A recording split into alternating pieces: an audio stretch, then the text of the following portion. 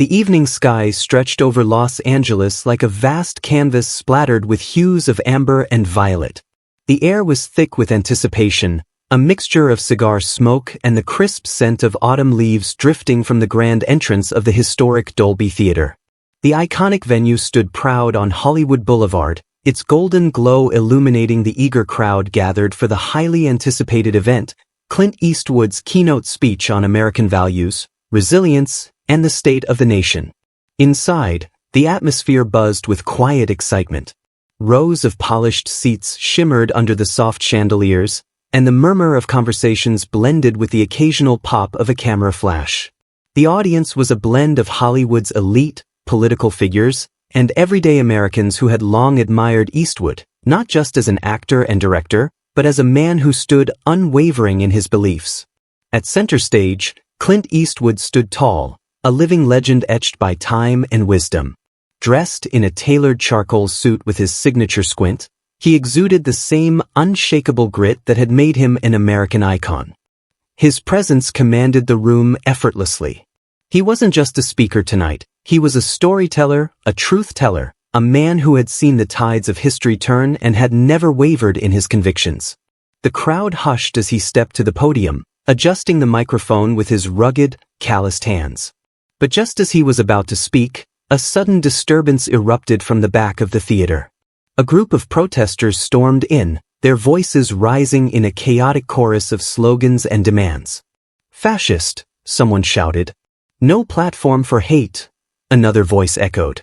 Their signs waved violently in the air, their faces flushed with fervor. For a split second, there was silence. Then, with a measured breath, Eastwood narrowed his gaze and stepped forward.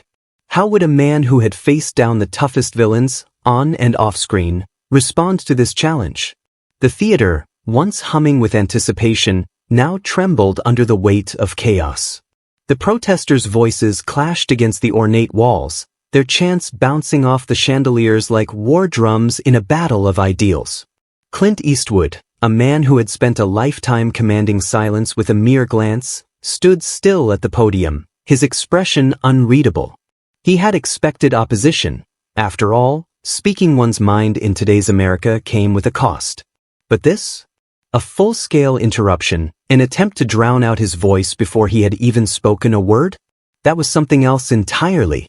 Security scrambled to respond, their dark suits rippling as they moved swiftly toward the disruptors. A young man, early 20s perhaps, stood at the front of the group, his face contorted with anger. He wore a black hoodie emblazoned with a defiant slogan, his clenched fist shaking in the air. Beside him, a woman with fiery red hair held a megaphone, her voice shrill with passion. "No more hate. No more lies. Shut him down." The audience murmured, shifting uncomfortably in their seats. Some booed, others whispered in hushed concern. A few, always eager for spectacle, raised their phones to capture the moment. Eastwood exhaled slowly, his fingers gripping the edge of the podium. He had faced villains before, real ones, on screen and in life. He had stared down ruthless outlaws in western towns, fought corrupt forces with a badge on his chest, and directed films that exposed the raw underbelly of human nature. But this was different. He looked at the young protester, his weathered gaze steady. What was this boy fighting for? Or rather, what did he think he was fighting against? A security guard reached for the megaphone, but the woman recoiled. "You don't get to silence us," she snapped, her voice thick with defiance. A man in the audience, an older gentleman with neatly combed silver hair, shook his head. "For God's sake, let the man speak," he muttered, his voice tinged with frustration. The protesters didn't budge. Then, in a move that caught everyone off guard, Eastwood raised his hand, palm outward, calling for calm. And for some reason, they listened. The room fell into an uneasy silence, tension crackling in the air like a brewing storm. Eastwood leaned forward, his voice low but firm. "Let me ask you something," he said, the deep rasp of his voice slicing through the hush. "Did you come here to listen? Or just to yell?" The young protester clenched his jaw, but Eastwood didn't give him a chance to respond. "I've been around a long time," he continued, his voice even. long enough to see that every generation thinks they're the first ones to fight for something. But fighting isn't just about making noise. It's about knowing what the hell you're actually fighting for. The young man opened his mouth, perhaps to retort, perhaps to defend himself, but something in Eastwood's gaze made him hesitate. "You think I'm your enemy?" Eastwood asked, tilting his head. "I've spent my whole damn life making films about standing up to corruption, about men who abuse their power, about fighting for what's right even when it's hard. And you think shutting me up makes you a hero?" A flicker of doubt crossed the protester's face. The woman with the megaphone shifted, gripping it tighter. "You, people like you, represent everything that's wrong with this country," she shot back. "Privilege, oppression, injustice." Eastwood let out a quiet chuckle. Not mocking, just tired. "You don't know a damn thing about me," he said simply. The room was deadly still. Even the audience, split between supporters and skeptics, leaned in, waiting. Then, with a slow breath, Clint Eastwood stepped away from the podium. He walked toward the protesters, his movements deliberate, the weight of years settling in his steps. He wasn't angry. Not yet. He was curious. "You came here to shut me down," he said, his tone softer now, more measured. "But tell me something, kid, what have you actually built?" The young man blinked, thrown off by the question.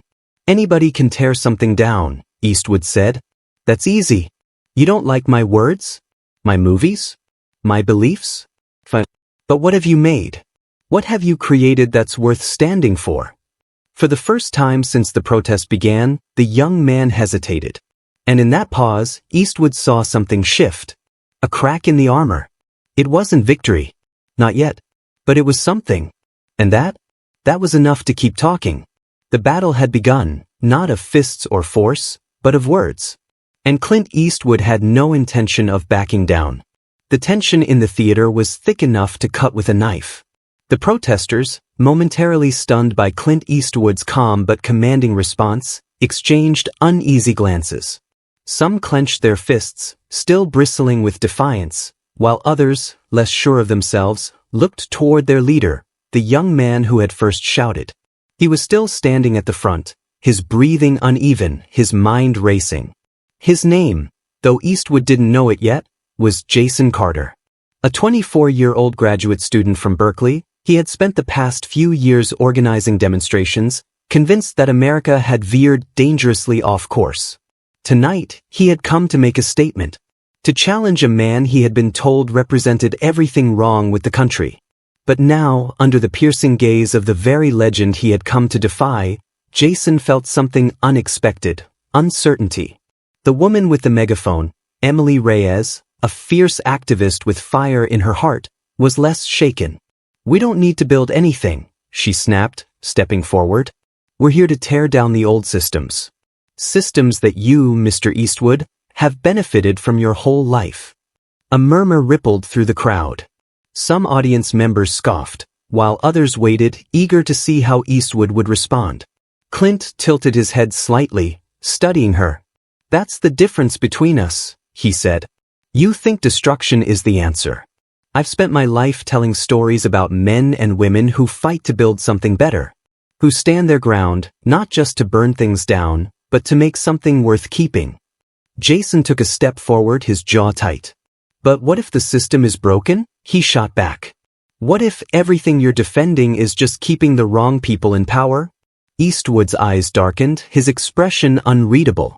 "Then you fight. But you fight smart." He let his words settle before adding, "And you fight with respect." Jason opened his mouth to argue, but Eastwood cut him off. "You want to know the problem with your generation?"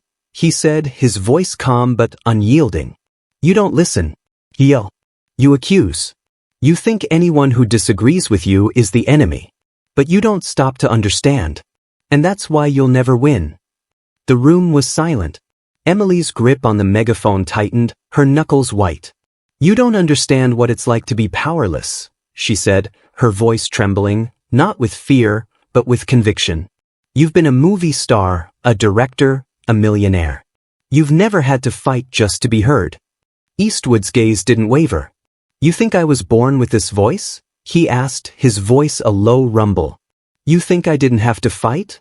For the first time, there was something in his tone. Not anger, but memory. Jason frowned. What are you talking about? Eastwood took a step back toward the podium. He rested his hands on the edges, exhaling slowly before he spoke again. I was a nobody once, he said. A kid scraping by, working odd jobs, getting rejected over and over again in Hollywood. They told me I wasn't good enough. That my voice was too soft, my acting too stiff. They laughed me out of auditions. He paused, glancing at Jason and Emily. You think I don't know what rejection feels like? What it means to be ignored? Emily faltered. Jason looked away. But here's the difference, Eastwood continued. I didn't blame the system. I didn't stand outside the studio screaming at the directors, demanding they cast me. I worked harder. I got better. I earned my place. A ripple of applause came from the audience. Jason swallowed hard. So you're saying people should just accept things as they are? That we shouldn't fight for change? Eastwood shook his head. I'm saying you need to know what you're fighting for before you pick a fight. Jason clenched his fists, but not out of anger, out of frustration. He had spent years believing that people like Eastwood were relics of the past.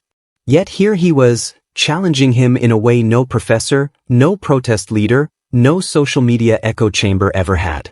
Emily, unwilling to back down, lifted the megaphone again. You stand here talking about respect, but do you even understand what we're fighting for? Have you ever lost something you couldn't get back? Have you ever been told your voice doesn't matter? For the first time, Eastwood's face changed. A flicker of something deeper, something personal, crossed his expression. He let the silence stretch before answering. I lost my father when I was young, he said quietly. I lost friends in wars I didn't fight. I lost people I loved because of choices I made or didn't make. And I've been told plenty of times that my voice didn't matter. But here's the thing, he took a step forward. Nobody gets to decide whether your voice matters but you. Jason and Emily stared at him, their defiance wavering. You think this is the way? Eastwood gestured to the disruption. You think barging in, shutting people up, calling them names, that's how you make change? He shook his head. No, that's how you make enemies.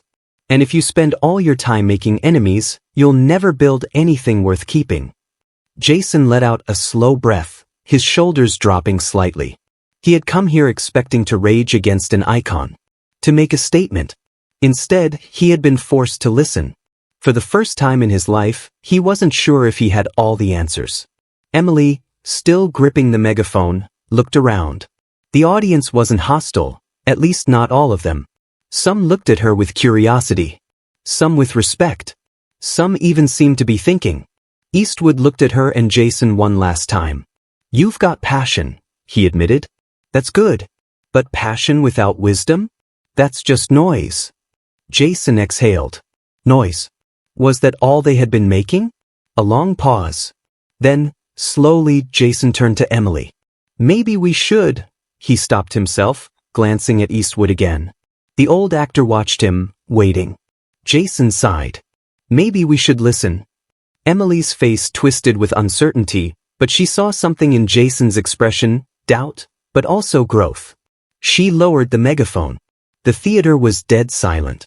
Eastwood stepped back to the podium. He didn't smile. He didn't gloat. He simply said, Now, can I get back to my damn speech? The audience erupted into applause. The battle wasn't over. The divide wasn't magically healed. But in that moment, something had changed. Jason and Emily had come to fight. Instead, they had learned.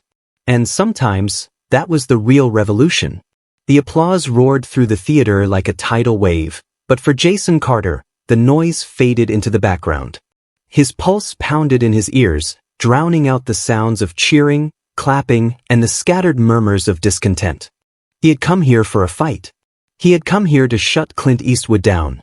But now, standing in the center of the room, surrounded by people who weren't his crowd, who didn't think like him, who didn't live in the same online echo chambers, he hesitated. Emily grabbed his arm. We can't just back down, she hissed, her voice urgent. That's exactly what they want. He turned to her, seeing the fire in her eyes. He had always admired her intensity, her unshakable belief that she was on the right side of history. But tonight, that fire suddenly looked different. Not righteous. Reckless. Jason swallowed hard. He wasn't sure what had changed, but something had. This was the turning point. He could still storm out, still rally his group, still post the video on social media with a caption that fueled their outrage. Clint Eastwood lectures young protesters. We refuse to be silenced. It would go viral. It would spark debate. It would keep them fighting. But wasn't that the problem? They were always fighting. Always yelling. Always tearing things down. And what had Eastwood asked him? What have you built? Jason's fingers curled into fists. That question wouldn't leave his mind. Emily shook his arm again, more forceful this time. Jason, we have to make a stand. He looked at her, really looked at her, and saw something he hadn't before. She didn't just want change. She wanted a fight. This wasn't about justice. Not anymore. It was about winning. Jason's heart pounded as the realization hit him like a freight train. How many protests had he attended? How many chants had he shouted? How many enemies had he made, without ever once stopping to ask himself why? Was he really making a difference? Or was he just making noise? Emily's eyes flickered with impatience. She could sense his hesitation. Jason, what are you doing? He turned toward Eastwood. The older man was back at the podium, watching him, arms crossed, waiting. There was no smugness in his expression, no satisfaction at seeing the protesters falter. Just curiosity. Jason took a breath. Then, before he could second-guess himself, he turned back to the crowd and raised his hands. Emily's mouth fell open in shock as he shouted, "Let him speak." The audience froze. The protesters behind Jason tensed. Emily recoiled. What? Jason's chest tightened, but he didn't back down. He couldn't. "Let him speak," he repeated, louder this time. The protesters, his friends, his allies, looked at him as if he had just betrayed them. Emily's face twisted in disbelief. "Are you serious right now?"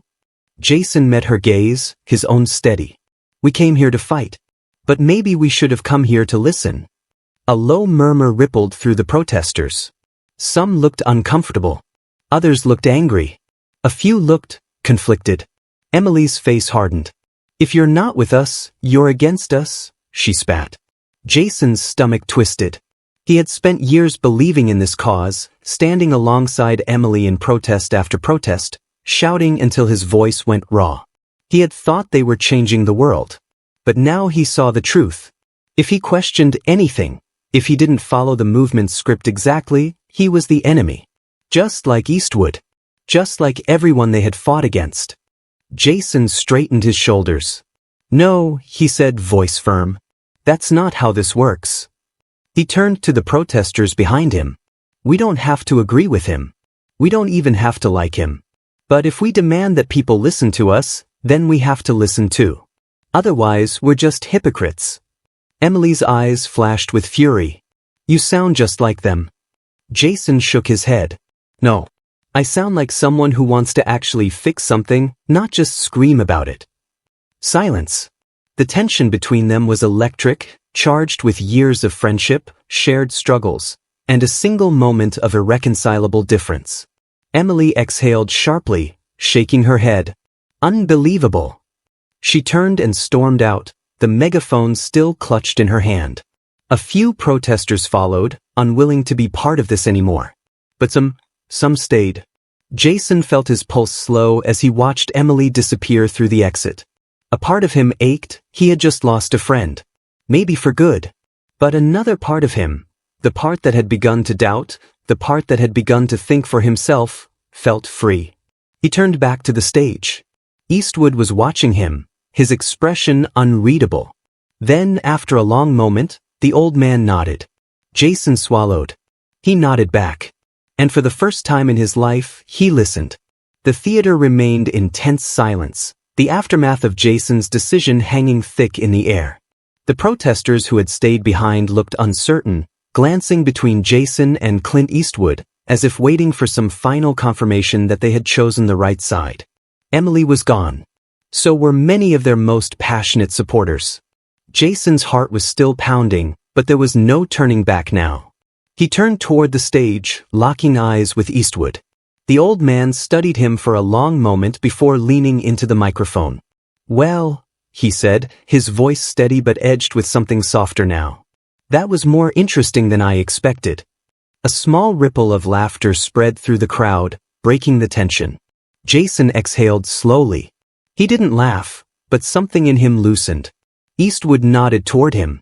"You want to know the difference between you and the people who just left?" His tone wasn't mocking, it was measured, serious. Jason hesitated before answering. "What?" "They had their minds made up before they walked through that door." Eastwood glanced toward the exit where Emily had disappeared. "They weren't here to listen. They were here to win." "But you..." He tilted his head. "You decided to think."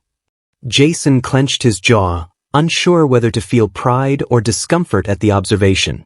Eastwood straightened, gripping the podium. "I'm not here to tell you what to believe. I never have been.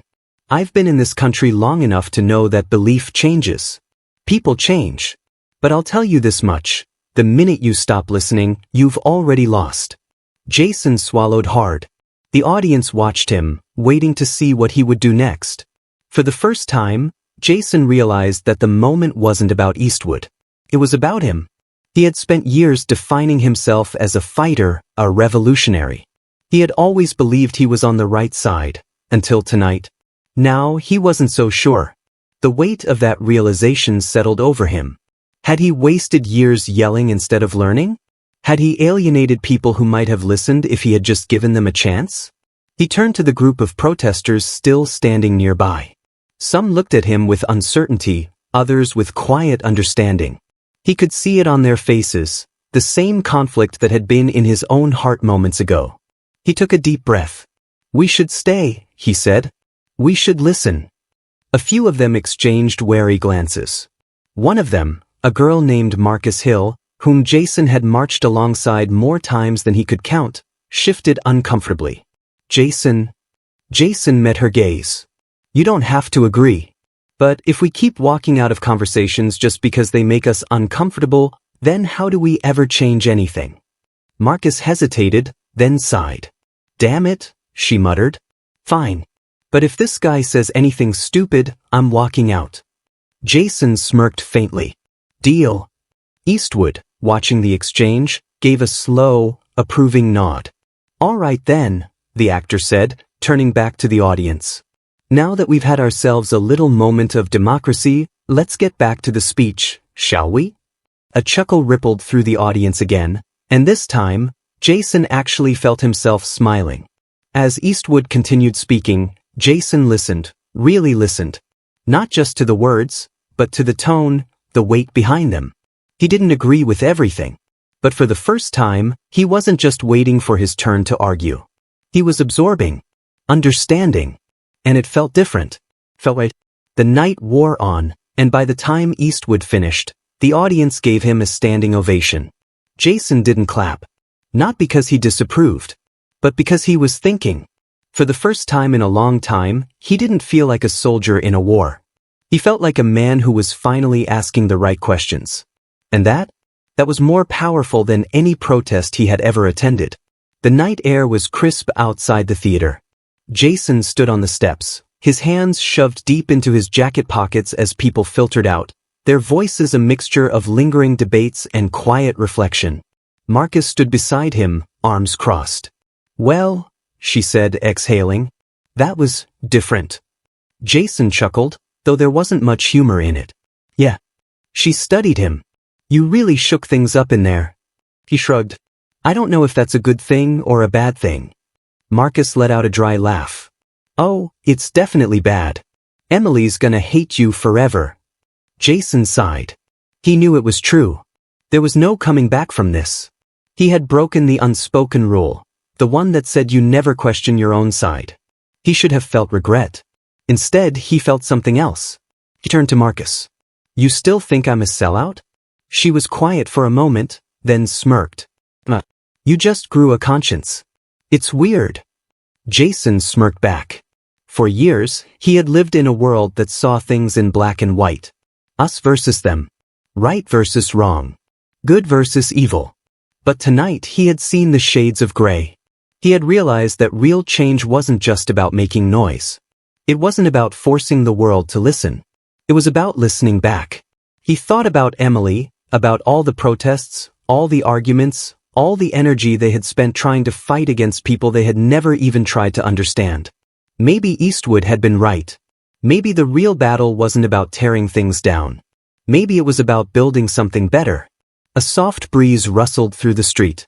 Jason glanced around at the city, at the people passing by, living their lives, unbothered by the conflicts that had consumed so much of his own. For the first time, he saw possibility. He turned to Marcus. We should do something different. She raised an eyebrow. Like what? Jason exhaled. Instead of protesting people like Eastwood, what if we actually tried talking to them? Marcus snorted. You mean like listening? Understanding? Civil discourse. She shook her head. Radical. Jason smirked. I'm serious. She studied him for a moment, then sighed. Yeah, well, maybe you're onto something. They stood in silence for a moment, both lost in thought. Then, with a final glance back at the theater, Jason took a step forward. The path ahead wasn't clear, and he knew it wouldn't be easy. He was bound to lose more friends, to face criticism from both sides. But for the first time in his life, he wasn't afraid of that. Because he wasn't just following a movement anymore. He was thinking for himself. And that was the beginning of something real. As Jason walked away from the theater that night, he realized something. Change doesn't happen in a shouting match. It doesn't happen when people dig their heels in and refuse to listen. Change happens when people are brave enough to ask questions, to challenge their own beliefs, to seek understanding instead of victory. And maybe, just maybe, if more people chose to listen instead of yell, to build instead of tear down, the world might actually move forward. So the question is, are you listening?